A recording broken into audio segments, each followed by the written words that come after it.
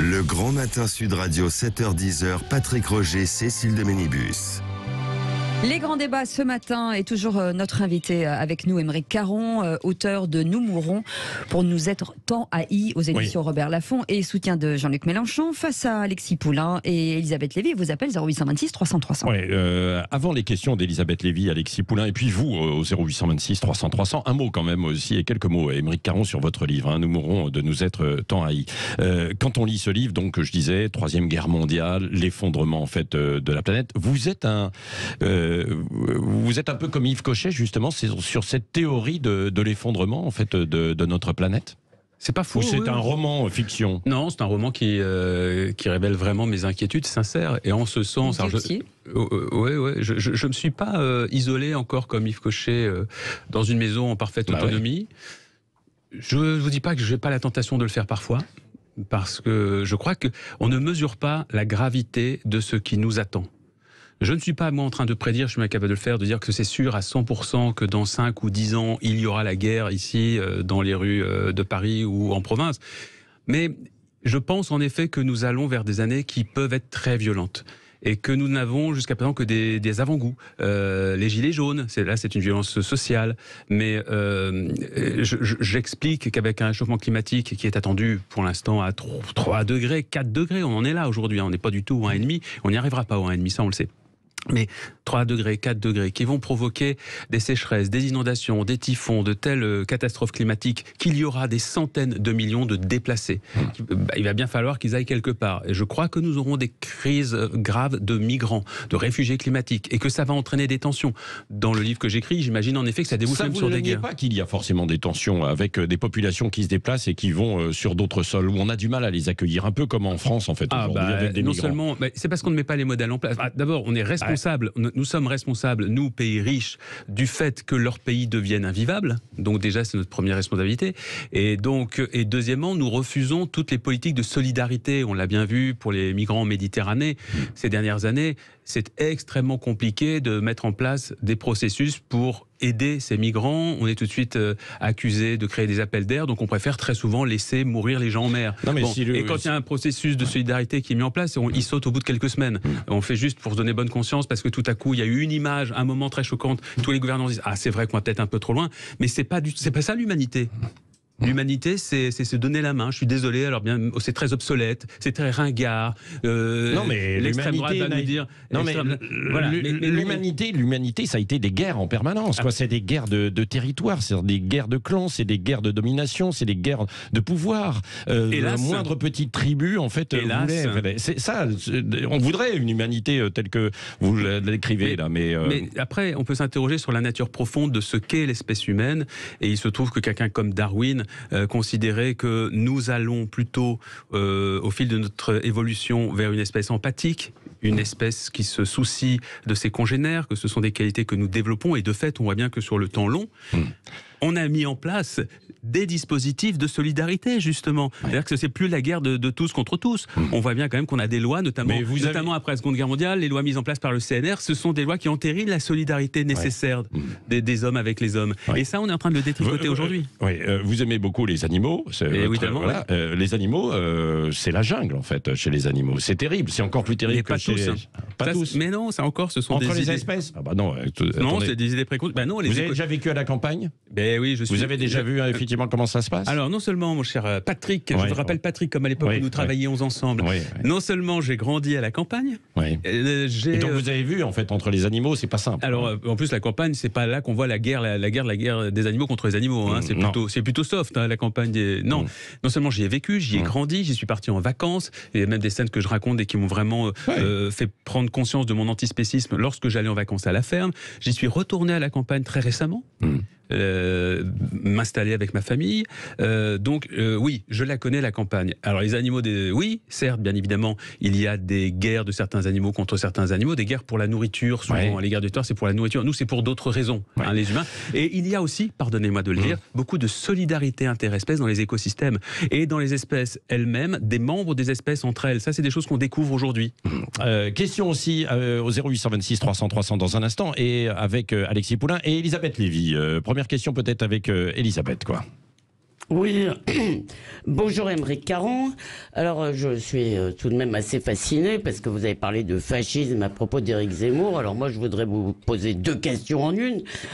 D'une part, il y a un fascisme qui ne semble pas vous inquiéter, qui menace les gens, qui les empêche, je vais finir, qui les empêche, qui les empêche de vivre librement, et ça s'appelle le fascisme islamiste. Voilà. Ça ne semble pas vous inquiéter. La deuxième question, c'est que dans le fascisme, il y a une dimension de violence, si vous voulez. Moi, quand j'ai vu Jean-Luc Mélenchon empêcher de parler Éric Zemmour, parce que c'est ça la démocratie, c'est laisser parler ses adversaires, et ensuite menacer un policier de façon extrêmement violente, eh bien j'ai vu un homme totalitaire, un homme qui ne tolère pas la contradiction. Alors je suis assez étonné, si vous voulez, de vous voir très gentiment, la démocratie, etc. Mais excusez-moi, on a vu tout sauf un démocrate pendant cette émission. Oui. Aymeric Caron, alors réponse effectivement. Bonjour. Le fascisme islamiste. Bonjour Elisabeth Lévy. Je savais que votre première question porterait sur l'islam. C'est étrange quand même. C'est pour ça que je me suis permis de couvrir votre voix. Ça inquiète beaucoup de gens. Non, c'est surtout que c'est l'une de vos obsessions, Elisabeth Lévy. C'est juste ça. C'est tout ce que vous avez à dire. Non, pas du tout. J'ai plus à dire si vous me laissez parler. Je dis juste que voilà, vous êtes un peu monomaniaque comme Éric Zemmour, ce qui fait qu'on n'est pas très surpris par vos questions. Le fascisme islamiste m'inquiète tout autant que vous. Et évidemment, je le combats comme vous, je le déplore. Eh oui, lisez mes livres. Écoutez mes prises de position, et je ne crois pas qu'il y ait un esprit sensé dans ce pays qui puisse défendre le terrorisme islamiste. Donc, je ne parle pas du terrorisme, hein. Vous me parlez de quoi alors? C'est quoi alors le fascisme islamiste? Le fascisme, ça consiste par exemple à menacer Mila, ça c'est pas du terrorisme. Le fascisme qui fait vivre les gens sous protection policière, ça consiste à menacer Amin El-Bailly, c'est pas du terrorisme, c'est du fascisme. Donc vous confirmez ce que je viens de dire. Sur tous les sujets que vous évoquez, je me suis toujours prononcé, bien évidemment, pour condamner toute action qui effectivement peut s'apparenter à une forme de fascisme dès lors qu'on empêche quelqu'un d'exprimer ses idées, qu'on soit d'accord avec ses idées ou qu'on ne soit pas d'accord. Donc là-dessus, Elisabeth Lévy, nous sommes d'accord. Deuxième question donc sur Mélenchon qui a été assez violent lors de l'émission avec Zemmour et puis même avec le policier l'autre jour. Ça a beaucoup fait réagir sur les réseaux et pas seulement d'ailleurs. Ce que certains ont appelé de la violence lors de cette émission concerne 2 séquences, une contre Éric Zemmour, une contre un policier. Ce qui s'est passé pendant cette émission à laquelle j'ai participé moi-même, c'est que tout simplement il s'est passé quelque chose d'assez inédit, et Elisabeth Lévy, vous qui connaissez très bien le fonctionnement des médias, vous allez parfaitement le comprendre, il y a eu une rupture de pacte. Quand on prépare une émission avec un homme politique, avec l'équipe de cet homme politique, on se met d'accord sur le déroulement de cette émission. On dit, vous allez parler avec telle personne, ça durera à peu près tant de temps, il vous parlera à peu près de ça. C'est comme ça que l'émission s'est organisée, comme c'était organisé l'émission dont Éric Zemmour était le centre, un mois auparavant. Il se trouve que le pacte a été rompu en direct, sans que le candidat Jean-Luc Mélenchon ni son équipe ne soient mis au courant. Quel pacte donc Eh bien, l'échange avec Éric Zemmour devait durer 20 minutes. Ah oui, il a duré plus d'une heure. 1h10. Ouais. Là-dessus... non mais Jean-Luc Mélenchon aurait pu arrêter de... Après coup, c'est facile de dire ce qu'on aurait pu faire. Bien sûr. Et vous avez raison, Patrick Roger. La traité de chien, c'était beaucoup mieux, c'était très démocrate. En fait, la séquence, j'ai pas tout en tête, et pardonnez-moi si je suis peut-être inexact. Moi, j'ai souvenir d'entendre Zemmour qui dit « ne me parlez pas comme un chien », et là-dessus, j'ai l'impression que c'est là-dessus que Jean-Luc Mélenchon rebondit avec l'histoire du chien. De toute façon, je vais vous dire, moi, pour avoir discuté avec Éric Zemmour à plusieurs reprises, et encore il y a un mois, Éric Zemmour est un homme qui traîne le débat vers le bas, et qui, à chaque fois, il me l'a fait à moi, il y a une forme de vulgarité dans sa manière d'entraîner son adversaire. Quand, par exemple, moi, je lui demande de répéter un propos que je n'ai pas entendu en raison de l'acoustique de la salle, il me fait un grand sourire ironique et il me dit « Ah ben, ça rend sourd !» Ah ben, ça rend sourd. Voilà. Vous pensez que ça, c'est des propos dignes d'un candidat à la pique? Je ne le pense pas. Je termine sur la violence. Oui. La violence, pour moi, il est très compliqué que Éric Zemmour, qui a énormément de propos qui appellent à la violence et à la haine de l'autre, viennent faire la leçon sur ce sujet. Il suffit de voir les gens qui ont fréquenté son premier meeting, qui a été empreint de violence. Je crois que j'ai jamais vu un meeting des gens dans lequel ils sont allés provoquer aussi. Non, donc, ils ne sont pas allés provoquer. Non, attendez, il y a provocation. C'est-à-dire que dans un pays... Attendez, Patrick Roger, je vais juste répondre là-dessus, c'est un point très important. Ouais. Je suis résolument pacifiste et opposé à toute forme de violence. Donc je veux vraiment m'exprimer là-dessus. Quand je considère que des gens qui mettent des pancartes en l'air dans une salle, Certes, pour manifester un désaccord, non pas être tabassé à coups de chaise pour cette raison. Oui. Ça, et d'ailleurs, les personnes qui se sont rendues responsables, on s'est rendu compte que les personnes responsables de ce cassage de gueule, c'était des personnes qui étaient impliquées également dans des violences sous l'Arc de Triomphe et ont été condamnées ensuite. Ensuite, on a vu des gens, des soutiens de Zemmour, on a vu des soutiens de Zemmour ensuite faire des vidéos où ils s'entraînaient à tirer sur Raquel Garrido et Alexis Corbière. Enfin voilà, la violence, elle est là. Elle est du côté de l'extrême droite. Question Cécile Minibus et puis Alexis, et on va continuer en fait dans un instant. Juste pour réagir à ce que disait Elisabeth Lévy par rapport à Jean-Luc Mélenchon, puisque vous dites que normalement le pacte a été rompu et qu'il est resté beaucoup plus longtemps, est-ce qu'un chef de l'État ne doit pas savoir se maîtriser? Et ce qu'on peut reprocher à tous les candidats à la présidentielle aujourd'hui. Est-ce que justement de se dire il peut se passer des coups durs quand on est un chef d'État, il faut savoir se maîtriser et maîtriser sa parole? Pour moi, Jean-Luc Mélenchon sait maîtriser. C'est pas ça, ne pas se maîtriser. Non, mais vous confondez deux choses. Non, mais je vous pose une question. Et je le dis pour tous les... C'est ce qu'on reproche aujourd'hui à Emmanuel Macron sur pas mal de faits. Donc, est-ce que la maîtrise, c'est pas finalement l'un des traits de caractère d'un chef d'État? Il s'est maîtrisé simplement, en effet, là vous avez raison, c'est qu'il a exprimé une colère. Et il l'a exprimé sans embâge. Et on peut effectivement, devant sa télé, considérer que cette colère était trop forte. Voilà. On peut en discuter. Oui. Alexis Poulain, dernière question avant le point de 9h et puis Éric Revel. Bonjour Émeric Caron, j'avais une question sur l'engagement en politique. Qu'est-ce qui fait que vous avez choisi Jean-Luc Mélenchon? On voit que la gauche est quand même très divisée pour cette présidentielle avec une nouvelle candidate, Christiane Taubira. Pourquoi vous avez choisi le camp de l'avenir en commun et en quoi c'est le meilleur candidat pour vous? Il a déjà un peu répondu, mais de nouveau en 30 secondes, Émeric Caron.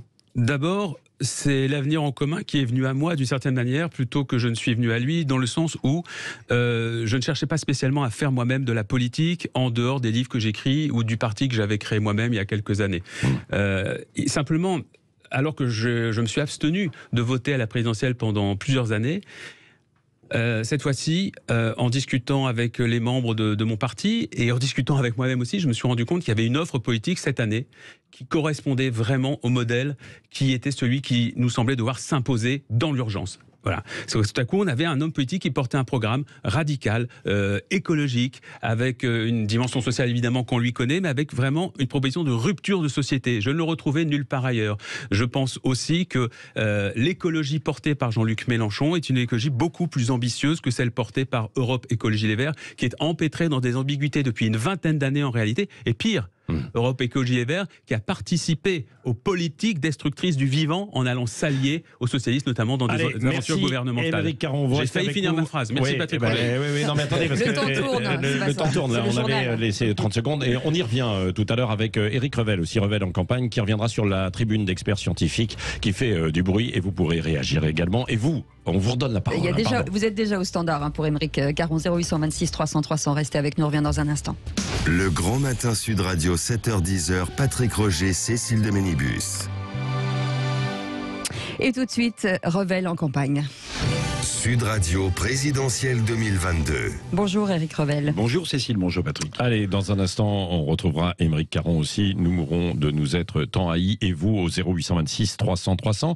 Dans Revel en campagne, Éric, ce matin, vous revenez sur cette tribune d'experts scientifiques hier qui fait du bruit, des sommités qui interpellent les candidats, parler d'écologie au lieu de débattre d'immigration, d'insécurité ou de pouvoir d'achat. Oui, une tribune signée donc par 1400 experts scientifiques qui se lisent d'ailleurs de tous bords politiques et qui s'alarment du peu d'espace en ce moment dans les débats sur la question du réchauffement climatique qui inexorablement fait fondre, on le sait, la calotte glaciaire, le pôle Nord est en danger, le pôle Sud aussi. Une tribune de 1400 experts qui s'alarment donc de l'absence de débat présidentiel dans cette campagne, pour l'instant en tout cas, sur la gestion, les propositions des candidats, sur le réchauffement climatique et les graves bouleversements sur le climat, les océans et la biodiversité. Pendant qu'on parle de crise sanitaire, Covid-19, d'immigration, même de pouvoir d'achat, on dit peu de choses, c'est vrai pour l'instant, sur le danger immédiat du réchauffement climatique. Oui, on parle peu de thèmes de l'écologie, et pourtant les programmes, à droite comme à gauche, proposent à profusion des mesures. Oui, alors je vais être un peu synthétique, peut-être que Émeric Caron trouvera que je le suis trop avec Jean-Luc Mélenchon, mais je vais vous donner quelques propositions. Yannick Jadot, à tout seigneur, tout honneur, il est pour un arrêt de 10 réacteurs nucléaires d'ici à 2035, pour 6000 nouvelles éoliennes, hydrogène. Il veut 10 milliards d'euros, Jadot, par an pour la rénovation thermique des logements, les fameuses passoires sanitaires, l'interdiction des véhicules neufs, essence diesel d'ici 2030. Et puis, il propose, Jadot, 1 000 euros par salarié pour effectuer les trajets domicile-travail, alors à vélo, en covoiturage ou en transport en commun. Valérie Pécresse, elle veut mettre une taxe carbone aux frontières de l'UE. Elle veut la neutralité carbone pour 2050. Elle veut une transition transport écolo diesel vers des énergies propres. Et puis, elle montre et elle met dans son programme que les biocarburants devraient intéresser aussi l'aérien à hauteur de 50%. Marine Le Pen, elle propose un projet politique climatique qui se veut social, pro-nucléaire, pro-hydrogène, mais anti-éolien. Sa mesure phare, c'est une TVA à 5,5 sur l'ensemble des produits énergétiques, essence, gasoil, fuel, gaz. Et Le Pen veut une construction de 6 EPR. Et Jean-Luc Mélenchon, alors je vais être synthétique, il développe, lui, beaucoup les énergies renouvelables de substitution. Il est contre la construction d'EPR et il est pour la nationalisation, par exemple, d'EDF ou d'Engie. Oui, donc le débat, toutes ces propositions sont pas complètement sur la table du débat électoral quand on en voit les uns et les autres à la télévision. Comment expliquer cette situation ? Ce qui est incroyable, si vous voulez, dans ce débat, c'est que ça se réduit, me semble-t-il, à une espèce d'opposition marquée, comme souvent entre la gauche et la droite. Alors il y aurait les pro-nucléaires, zéro émission de CO2, on le sait, mais toujours la question d'enfouissement des déchets, face aux pro-énergie renouvelable, plutôt à gauche, éolien, photovoltaïque ou hydrolien. Il semble que les Français méritent un débat environnemental plus apaisé et plus constructif. La présidentielle de 2022 en sera l'occasion. Alors oui, c'est vrai, la France, avec 299 millions de tonnes de CO2 rejetées annuellement dans l'air, n'est pas responsable de grand-chose. Elle n'est responsable que de 1% de ce type de pollution, mais ce n'est sans doute pas une raison pour ne pas montrer l'exemple. Mais sur le fond, je crois que les Français, Patrick, ne sont pas sourds au monde climatique qui change. Ils ne sont pas sourds au niveau des océans qui montent ou à la température qui ne cesse de s'élever, je ne le crois pas. Mais pour nombre de nos concitoyens, la question concrète du moment, c'est pas la question de la fin du monde, c'est la question de la fin du mois. Et cette théorie et ce concept de pouvoir d'achat qui les prend vraiment aux tripes, il me semble que mettre en avant la question de la fin du mois à la place de celle de la fin du monde, d'une certaine manière, on ne peut pas les en blâmer. Émeric Caron, c'est ce que vous évoquez d'ailleurs à travers votre livre, puisqu'on se retrouve en 2054, non, c'est ça 2054. Ouais. 2054, justement, et où il y a un effondrement de la planète progressivement. Il y a une 3e guerre mondiale, c'est ça, parce qu'on n'a pas tenu compte, effectivement, un petit peu de tous ces avertissements. Absolument, le livre est une saga familiale qui s'étend sur un siècle et qui essaye de retracer l'histoire de nos sociétés face aux alertes que nous avons reçues, que nous avons vues et que nous n'avons pas su écouter. Donc c'est un livre qui commence après la Seconde Guerre mondiale, qui commence d'ailleurs par la crise des missiles de Cuba en 1962, qui est une alerte incroyable, puisque là on frôle la 3e Guerre mondiale à cause du nucléaire. Donc déjà la question du nucléaire va être très présente, le nucléaire d'ailleurs qui est au cœur du projet écologiste initialement, puisque les écolos se définissent à l'origine contre le nucléaire. Et puis ensuite, on va avoir beaucoup d'alertes. Le réchauffement climatique, par exemple, première réunion internationale à Genève sur le sujet en 1979. Donc à ce moment-là, on a des gouvernements comme le gouvernement américain qui dit « Ah, c'est un vrai souci, ça, qu'on découvre. Il va absolument falloir que nous mettions des politiques en place pour faire face au réchauffement climatique. » Un groupe comme Exxon est d'accord, est prêt à changer ses pratiques. Et puis, il y aura un retournement complet de philosophie dans les années qui viennent avec l'arrivée de Reagan. Et je cite tout un tas de sujets que mes protagonistes traversent, qui sont à chaque fois des endroits, que des lieux, des faits que nous traversons sans jamais nous rendre compte que nous aurions pu prendre d'autres directions pour ne pas nous retrouver, nous en sommes aujourd'hui face... et d'ailleurs, le livre n'aborde pas que l'écologie, il aborde aussi la question... Je parle un moment de Khomeini. Est-ce que le Khomeini, l'islam politique, comment nous, on a traité ça? Qu'est-ce qu'on a fait en Afghanistan lorsqu'on a soutenu certains groupes pour islamistes à la place pour essayer de contrer les communistes? Enfin, voilà, c'est pas que l'écologie. C'est comment nous, effectivement, comment nous avons géré notre histoire pour nous retrouver là aujourd'hui. Effectivement, le scénario que j'imagine pour la suite n'est pas forcément extrêmement positif. Oui. Est-ce que je peux dire un tout petit mot commentaire sur Éric ? Bien sûr, et on prendra aussi une question, parce qu'il y a des questions au 0826 300 300. Et par rapport à ce que disait, bien sûr, Éric. Oui, par rapport à ce que disait Éric... Revel. Éric Revel... Pardon de la familiarité. On n'a pas travaillé ensemble. Non, mais c'est le côté collègue qui reste encore un peu là. Bon, votre journaliste, on s'appelle par politique maintenant, attention. C'est vrai, pardon, monsieur Revel. Pardon, monsieur Revel. Tant pis, monsieur Caron. Non, je pense que l'une des raisons, je vous remercie d'avoir cité cette étude qui est importante, cette tribune, c'est pas une étude, la tribune qui est publiée hier des 1400 scientifiques. L'une des raisons pour lesquelles l'écologie aujourd'hui a du mal à imprimer dans le débat, c'est que vous voyez bien que lorsque on la présente comme ça, on a l'impression que l'écologie, c'est une suite de mesures techniques. Ça excite personne des mesures techniques, surtout que quand on est dans son canapé, quand on est chez soi, on ne sait pas vraiment qui a raison. Est-ce que c'est celui qui dit des éoliennes, du nucléaire, du renouvelable ? Ça paraît anecdotique. Et il faut essayer de faire comprendre, aujourd'hui, mettre dans le débat l'idée que ça n'est pas ça du tout l'écologie. Et c'est pour ça d'ailleurs que j'ai rejoint Jean-Luc Mélenchon, c'est que c'est le seul aujourd'hui dans la classe politique à avoir compris que l'écologie est un mouvement philosophique qui propose un nouveau projet de société. Lorsqu'il dit qu'il souhaite l'harmonie des hommes entre eux et des hommes avec la nature, que c'est ça son projet, l'harmonie des hommes entre eux et des hommes avec la nature, et notamment les animaux, c'est une philosophie qui trace une route claire. Ça veut dire qu'on change nos paradigmes. Voilà, on ne fait pas juste des petits calculs à droite à gauche. Donc et avec des implications fortes qui n'ont pas forcément été évoquées par Éric Revel. Chez Mélenchon, par exemple, il y a la règle verte. La règle verte, c'est un point économique très fort. Ça veut dire quoi ? Ça veut dire on ne prend pas plus à la planète en un an que ce qu'elle est capable de régénérer en un an. Alors que vous savez qu'il y a le jour du dépassement, c'est le jour dans l'année auquel nous avons pris à la planète tout ce qu'elle pouvait régénérer en un an. Maintenant, c'est arrivé à peu près au mois de juin, je crois, de mémoire. En 1970, c'était le 29 décembre.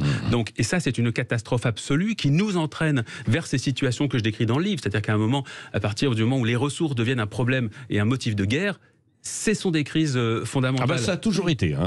Attendez, ça a toujours été. Les ressources ont toujours été en fait source de guerre. Nous allons entrer de plus en plus dans une guerre des ressources, guerre de l'eau, guerre des matériaux pour fabriquer les téléphones portables, etc. Et ça, personne n'en parle. Ces sujets devraient être au cœur. L'écologie, c'est... Par exemple, la fin des élevages industriels, ça aussi c'est une autre philosophie. Manger mieux. Alors moi je mange pas de viande, mais il se trouve que Jean-Luc Mélenchon lui dit mangeons de la bonne viande, plus d'élevage industriel. Ça c'est un vrai projet fort. Il y a la réduction du temps de travail, qui est là aussi une notion qui est au cœur de la philosophie de l'écologie. Et ça ferait des magnifiques débats. Éric Revel ne serait pas du tout d'accord avec ça, parce que chez Jean-Luc Mélenchon, on propose de tendre vers les 32 heures. Et qu'est-ce que ça veut dire ? Ça veut dire que si tout à coup on travaille moins, on a du temps pour faire d'autres choses dans sa vie. Donc on ne pourra plus accueillir non plus de personnes et de réfugiés qui viennent chez nous pour travailler. Pourquoi ? Si on propose moins de travail. Mais si on ne crée plus de la richesse. Non, mais il y a combien de chômeurs en France ? Il y a combien de chômeurs en France, Patrick Roger ? Bien sûr, on est à 6-7 millions en fait. Voilà, mais sauf qu'on n'est pas. Peut-être même à 8 ou 9. Alors vous voyez, si on baisse à 32 heures, je pense pas que. Et donc c'est pas un problème. Alors si vous permettez, 0826 300 300. Et puis pardon, puis je termine juste là-dessus, excusez-moi, mais des immigrés de travail, il y en a très très peu en France déjà. 0826 300 300, François qui nous appelle des Yvelines. Bonjour François. Bonjour François.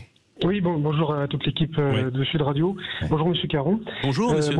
Je vous écoute attentivement et je vous remercie déjà parce que c'est courageux pour des écrivains et des hommes qui ont déjà été exposés au public en tant que journaliste de se lancer en politique.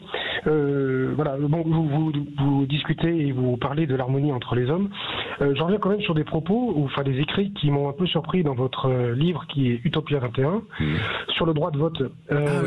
Oui, vous dites de quoi je parle. Vous avez écrit, je récapitule rapidement pour tous les auditeurs, ceux qui prônent le droit de vote obligatoire sont dans l'erreur. C'est exactement l'inverse qu'il convient de faire. Il faut empêcher certaines personnes de voter. Et je ne vais pas citer tout le livre. Juste à la fin, il me semble dangereux de permettre à tout le monde de voter sans avoir vérifié au préalable la capacité de chacun à émettre un avis pertinent. Donc, comment dire qu'on est pour la démocratie et l'harmonie entre les hommes si on s'oppose au droit de vote pour chacun ? Je vous remercie de poser cette question, elle est excellente parce que ça fait partie par exemple des différences que j'ai avec Jean-Luc Mélenchon et que je mets de côté puisque Jean-Luc Mélenchon est plutôt pour le vote obligatoire et là comme nous sommes dans le cadre d'une campagne présidentielle, il faut trouver le maximum de points qui nous réunissent, ça fait partie des points sur lesquels je pourrais avoir de longues discussions avec Jean-Luc. C'est une mesure que j'ai écrite dans un livre qui s'appelle Utopia 21 qui était la réécriture du livre Utopia de Thomas More qui imaginait il y a 5 siècles ce que pouvait être une société idéale en allant vers des zones zone complètement inattendue. Donc quand j'écris cette mesure, je sens que tout le monde va me tomber dessus, parce que c'est tellement à rebours des pratiques qui sont les nôtres. On a l'impression, en la lisant sans l'expliquer, que c'est une mesure excluante, qui dit il y a des gens qui ne seraient pas dignes d'eux. Et c'est pas ça du tout. C'est pour ça qu'il faut vraiment lire le chapitre en entier. Je dis la chose. Monsieur l'a lu en entier, vous l'avez lu en entier. Et donc, je pense que monsieur l'a lu en entier, il a très bien. Mais pour les auditeurs l'ont peut-être pas lu. Ça dit la chose suivante. J'ai constaté, et il y a beaucoup de gens, il y a plein de journalistes sur ce plateau, vous n'allez pas pouvoir me contredire que au moment de voter, il y a beaucoup de gens qui ne sont pas conscients des enjeux réels de l'élection ou ne connaissent pas bien les candidats. Si vous faites les programmes, vous faites un petit sondage dans la rue. Savez-vous ce que propose un tel sur tel? Aucune idée. Et lui, il appartient à quel parti? Aucune idée. Et pour moi, ça, c'est un souci pour la démocratie. Je suis un démocrate, mais vraiment à 2000%. Mais la démocratie, c'est de permettre justement l'expression libre et éclairée de chacun. Et il me semble que en créant des systèmes qui permettent aux gens de se renseigner, j'appelle ça des validations sur un minimum de connaissances qu'on peut acquérir à l'école, quels sont les partis politiques, ou alors juste avant une échéance comme une élection présidentielle ou un référendum, quels sont les enjeux du référendum. Imaginons que nous fassions un petit questionnaire sur Internet avec une dizaine de questions pour savoir si on a bien... Imaginons un référendum sur le nucléaire. Il faut savoir c'est quoi le nucléaire, combien ça coûte réellement, etc. On valide bien que la personne qui a voté a les informations minimales qui lui permettent un jugement éclairé. C'est aussi simple que ça. Mais pourquoi mon projet est global ? Il va également avec la réduction du temps de travail, car beaucoup de gens aujourd'hui ne peuvent pas s'impliquer dans la vie démocratique parce qu'ils n'en ont pas le temps. Lorsqu'on travaille 40, 45 heures par semaine, qu'on rentre chez soi le soir, qu'on a des enfants dont on doit s'occuper, que le week-end c'est la même chose, quand est-ce qu'on se plonge 3 heures dans Le Monde ou dans le Figaro pour être au courant? Il y a d'autres possibilités en fait, Émeric Caron. Non, Patrick, il y a de la presse en fait un local un peu partout, on peut s'y intéresser. Mais c'est pas la question. Patrick, ça peut être La Voix du Nord, peu importe. Mais le temps qu'il faut pour lire des articles. Non mais si je vous suis, en fait, les gens qui ne connaissent pas suffisamment la politique sont des cons, ils n'auraient pas le droit de voter. J'ai jamais dit ça. Non, mais vous suivez mal. Non, moi je n'ai pas dit ça. Je compare ça au permis de conduire. Quand vous prenez une voiture, il y a des règles à connaître. Il y a des panneaux. Il y a des panneaux, il y a ce genre de choses. Et bien de la même manière, et vous ne pouvez pas prendre une bagnole comme ça sans avoir un minimum de connaissances. De la même manière, je dis, pour que votre expression soit parfaitement légitime, il faut selon moi qu'elle soit un minimum documenté. Mais je rassure juste aux auditeurs, ça n'est absolument pas dans le programme de l'Union populaire. Je tiens à le dire. Courte pause et on revient dans un instant. Restez avec nous. 9h19. Le Grand Matin Sud Radio, 7h10, Patrick Roger, Cécile de Ménibus. 9h22, suite et fin des débats ce matin, toujours avec Éric Revel et bien sûr Émeric Caron avec nous. Et nous étions avec François qui nous appelait des Yvelines au 0826 300 300. Oui. François, est-ce que vous avez obtenu votre réponse il est plus là, il a raccroché parce qu'en fait. Alors, autre auditeur qui était en ligne également avec nous. Bonjour. Bonjour. Pierre. Pierre, vous êtes avec nous? Ah, décidément, il y a un petit problème en fait au standard, il y avait trop de monde. ça se bousculait. Question. Oui, moi, je voulais, juste avant Pierre, Émeric Caron, j'aimerais revenir sur votre philosophie, sur l'importance du vivant. Oui. Et beaucoup d'associations, vous savez, défendent les animaux. Est-ce qu'il faut mettre fin à l'abattage rituel pour la viande halal et cachère, selon vous, pardon? Alors vous savez, moi je suis favorable à mettre fin à toutes les formes d'abattage, puisque moi je suis pour la fin de la viande. Là encore, mesure qui ne figure pas dans l'Union populaire, je rassure les auditeurs. Jean-Luc Mélenchon prônant lui une réduction de la consommation de viande et l'arrêt des élevages concentrationnaires, c'est-à-dire les élevages industriels. Mais à titre personnel, vous savez, moi je milite pour qu'on arrête de manger de la viande. Et donc, bien évidemment, dans un premier temps, ce qui peut déjà être fait, c'est mettre fin aux abattages rituels, les deux, puisqu'il y a deux formes d'abattage rituel qui, effectivement, pour moi, sont des archaïsmes aujourd'hui. Il y a d'autres manières de faire. Il y a des pays où cet abattage rituel est respecté dans le sens de la norme religieuse. Mais les animaux sont pourtant étourdis avant, donc c'est tout à fait faisable. Oui. Question au 0826 300 300, on a retrouvé Pierre. Pierre qui est avec nous. Bonjour Pierre. Bonjour Pierre. Oui, bonjour. Voilà, je vois que M. Caron s'allie avec M. Mélenchon. Oui. M. Mélenchon, par opportunisme, il s'est mis à l'écologie, mais je pense que tout ça, c'est des affaires électoralistes.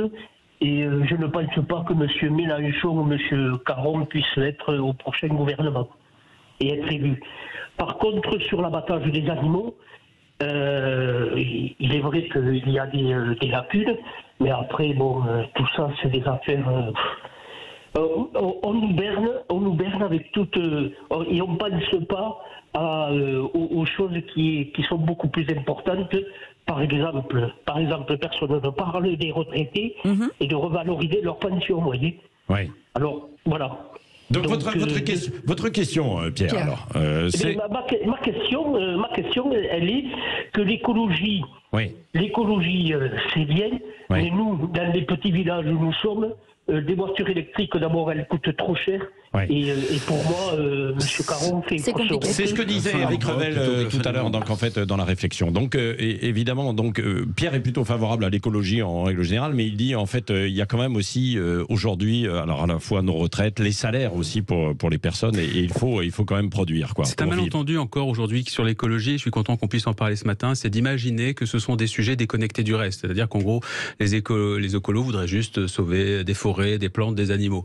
Et puis s'intéresseraient quasiment pas aux humains ou aux conditions sociales. L'écologie est un projet global. Et ça aussi, je pense qu'il faut que les hommes politiques l'expliquent. Et c'est la raison aussi pour laquelle j'ai choisi de rejoindre Jean-Luc Mélenchon, dont on ne peut pas nier la dimension du projet social. Voilà, la retraite à 60 ans, augmentation du SMIC, préservation des retraites. Justement, monsieur parlait des retraites. C'est un projet social. Sauf que la préservation des droits des citoyens, de leur pouvoir d'achat, doit s'inclure dans un projet global qui comprend également la préservation du vivant. Tout est lié. Les droits des opprimés, les droits des travailleurs, les droits des plus faibles, les droits du vivant, les droits des femmes, les droits des minorités, quelles qu'elles soient. C'est un projet global pour protéger les plus faibles. Dernière question avec vous, Éric Revel. Émeric Caron, la souffrance animale, c'est un cheval de bataille pour vous, si j'ose employer cette formule. Vous savez, au fond des vallées pyrénéennes, dans les Alpes, il y a des loups et il y a des ours. Il y a des loups et il y a des ours qui ont été réintroduits et qui, pour les loups d'ailleurs, deviennent un vrai sujet. Quand un loup égorge un troupeau de moutons ou qu'un ours s'en prend à des animaux domestiques, est-ce que vous considérez que cette souffrance-là animale, des moutons, des chèvres qui sont égorgés, qui sont tués, rentrent dans votre champ politique? On peut pas avoir. Je sais pas si ça rentre dans mon champ politique. Mais non, mais on peut pas avoir à géométrie variable. On peut pas défendre à géométrie variable la souffrance des animaux. Mais j'ai jamais dit qu'elle était à géométrie variable ma défense des animaux. Alors vous défendez donc les bergers et vous êtes pour la réduction du nombre de loups ou d'ours. Je suis pas du tout pour la réduction du nombre de loups ou d'ours. On fait cohabiter autrement. Par exemple, en ce qui concerne les troupeaux qui peuvent être attaqués par des loups, il y a aujourd'hui des méthodes qui permettent de protéger ces troupeaux. Donc il faut simplement rester avec des chiens, avec une surveillance totale, en omniprésence. C'est comme ça que ça s'est fait pendant très longtemps. Mais certains n'ont pas les moyens, ce que disent certains éleveurs. Dans ce cas-là, il faut s'organiser pour leur donner les moyens. Voilà, donc, et par ailleurs, vous parlez de la souffrance animale, ça ne justifie rien. Moi, comprenez bien que dans le projet de société qui est le mien, et là je vais parler à titre personnel, pas forcément au titre de l'Union populaire, mais en ce qui me concerne dans mon combat pour les droits des animaux, j'ai toujours voulu que les hommes qui aujourd'hui vivent de l'exploitation animale ne soient pas lésés du jour au lendemain, mis sur le bord de la route. Donc avec les éleveurs, par exemple, il faut qu'on ait un dialogue pour avancer ensemble. Mais juste la toute petite hypocrisie qu'il peut y avoir parfois, si je peux me permettre, si on prend l'exemple des moutons qui sont égorgés, c'est vrai, ça arrive régulièrement par une bête errante, c'est que l'éleveur vient nous expliquer, mais c'est terrible, regardez ces pauvres animaux. Qui me disent dans ce cas-là, c'est terrible parce que c'est mon travail qui est gâché, c'est une saison bien qui sûr. Puis l'éleveur aime ses bêtes. Non, il faut quand même dire à ceux qui nous écoutent que les moutons qui ont été égorgés étaient censés aller à abattoir 15 jours ou 3 semaines plus tard. Donc il est compliqué à la fois de jouer sur ce côté larmoyant en disant ces pauvres animaux, et vous, monsieur Caron, vous ne défendez pas ces pauvres animaux parce que vous préférez protéger le loup, alors que ce sont des animaux qui sont destinés à être tués de toute façon. Donc moi je pense qu'il faut que nous ayons un dialogue. Un chien qui est maltraité par son propriétaire et qui est condamnable, il va finir par mourir un jour aussi, si vous voulez, le chien. Pardon, j'ai pas compris. C'est très simple. C'est que vous dites les moutons, ils sont destinés à être. Oui, moi je préfère sauver les moutons. Oui. Je préfère imaginer une autre solution. Dernière question, parce que oui, parce que alors là, j'ai été fasciné. Jean-Luc Mélenchon, il considère plutôt que l'histoire de France commence à la Révolution. Et alors vous êtes pour le rétablissement du vote censitaire, en fait. Hein. Pas du tout. Bah si, enfin c'est ce qui apparaît. C'est-à-dire qu'on ne peut voter que si on sait. Mais en fait, ça, c'était les nobles avant la Révolution qui avaient le droit de voter. Celui qui avait un statut social. Oui, ça s'appelle le vote de l'argent. censitaire. Celui qui avait un certain niveau de revenu. Ça s'appelle le vote censitaire. Non, ça n'a aucun rapport avec Revel. Là, vous faites une imprécision qui m'étonne de vous. D'accord. Il a des bons réflexes politiques maintenant. Il valorise le journaliste en disant ça m'étonne de vous. Mais non, mais c'est la vérité. Vous êtes un homme précis. Le vote censitaire, c'était un vote qui était réservé à certaines catégories sociales en raison du revenu. Vous le réserveriez à certaines catégories qui savent. Moi, quelqu'un qui naît dans une cité et qui n'a pas d'argent et qui vit avec des bourses, etc., peut absolument voter. Et peut-être que quelqu'un qui est millionnaire n'aura pas la possibilité de voter parce qu'il ne connaîtra strictement rien à l'histoire de la démocratie de son pays. Il faut rééduquer, en tout cas. Si je comprends bien, il faut rééduquer. Rééduquer, attention, c'est un mot qui peut avoir une connotation. Non, l'État a pour mission d'accompagner ses citoyens, la pédagogie et de cultiver et de permettre une liberté idéologique pour chacun de ses citoyens. Alors c'est surtout ça, voilà, et derrière qu'il y ait en fait une liberté quand même. Ça c'est fondamental. Merci Aymeric Caron, je rappelle le titre de votre livre, Nous mourrons de nous être tant haïs, c'est aux éditions Robert Laffont. Merci, vous nous avez fait plaisir de rester jusqu'à 9h30. Mais c'est un plaisir d'être avec vous. Dans un instant, est-ce que Emmanuel Macron a dynamité la politique étrangère de la France? C'est la question que nous posons avec Isabelle Lasserre que nous allons recevoir. Oui, et auteur de ce livre Macron, le disrupteur, la politique étrangère d'un président anti-système, aux éditions de l'Observatoire. Bien sûr, vous pouvez nous appeler 0826 300 300 pour nous donner votre avis. Oui, présidentielle 2022, la vérité en face.